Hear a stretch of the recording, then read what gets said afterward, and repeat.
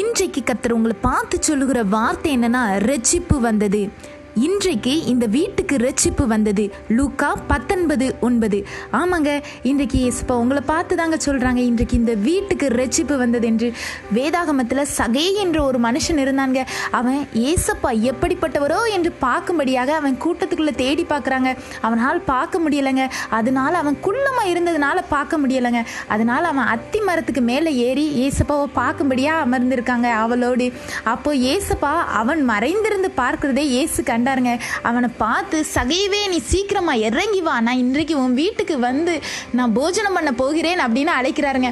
அப்போ சகையோ ஆசையோடு ஓடி வந்தாங்க. சுற்றி இருக்கிற எல்லாரும் நினைச்சாங்க, ஐயோ இவன் வந்து வரி வசூலிக்கிறவன், அநியாயமா எல்லார்ட்டையும் வட்டி வாங்குறவன், இவன் ஒரு பாவியான மனுஷன், இவன் வீட்டிலேயே ஏசப்பா இன்னைக்கு போய் சாப்பிட போறாங்க அப்படின்னு எல்லாரும் யோசிச்சுட்டு இருந்தாங்க.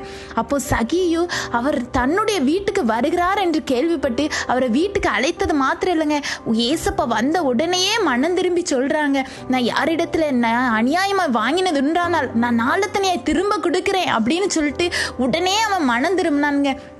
அப்போதாங்க ஏசப்பா சொல்றாங்க, இன்றைக்கு இந்த வீட்டுக்கு ரட்சிப்பு வந்தது என்று. ஆமாங்க, இன்றைக்கு கூடங்க கர்த்தர் உங்களை பார்த்து தாங்க சொல்றாங்க, நான் உன் வீட்டுக்கு வருகிறேன் என்று சொல்லுகிறாருங்க. அவரை ஆவலோடு நம்ம ஏற்றுக்கொள்ளும் பொழுது நம்ம பாவத்தை விட்டு மனம் திரும்புவோம். ஆனால் நம்மளுடைய வீட்டுக்கு ஒரு ரட்சிப்பு வருகிறதுங்க, நம்ம இருதயத்திலே ரட்சிப்பு வருகிறதுங்க. இயேசு கிறிஸ்து இந்த பூமிக்கு வந்த நோக்கமே அதுதாங்க.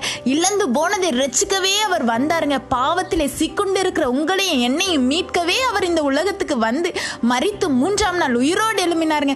இன்றைக்கு கர்த்தர் உங்களை பார்த்து சொல்லுகிறார், நான் உன் வீட்டுக்கு வருகிறேன், உன்னை ரட்சிக்கும்படியாக நான் வருகிறேன் என்று சொல்லுகிறாருங்க. கர்த்தர் தாமே உங்களை ரட்சித்து வழி நடத்துவாராக. ஆமென்.